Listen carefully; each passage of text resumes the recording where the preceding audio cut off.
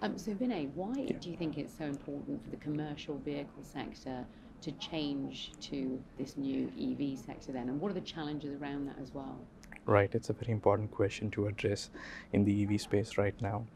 So, commercial vehicles literally form the lifeline when it comes to the country's economy or GDP.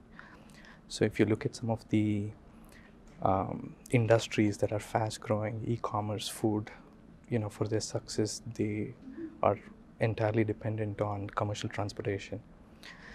And currently, if you look at the exponential growth of commercial transportation, it's pretty, it's they contribute a lot towards the greenhouse gas emissions.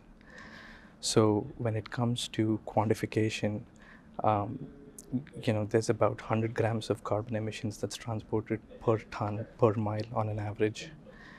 And also, the commercial transportation as compared to like consumer vehicles, they also are, you know, uh, they also contribute a lot towards the NOx emissions, the nitric oxide emissions, which directly impacts climate change.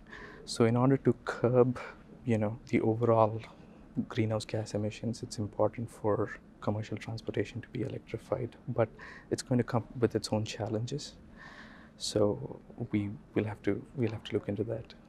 So let's talk about Hummingbird EV and how they're approaching these challenges in particular, and also what are you doing to sort of accelerate this market and the growth of EVs as well?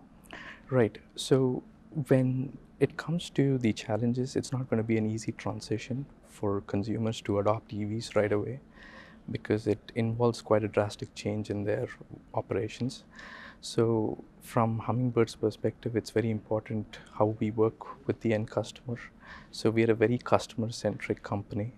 Um, our responsibility doesn't just stop where we manufacture a vehicle. It extends beyond that.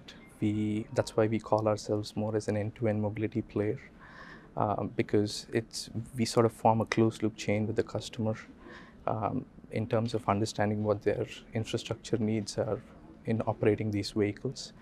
And at the same time, when it comes to service as well, we have a more robust model where we can address all their concerns.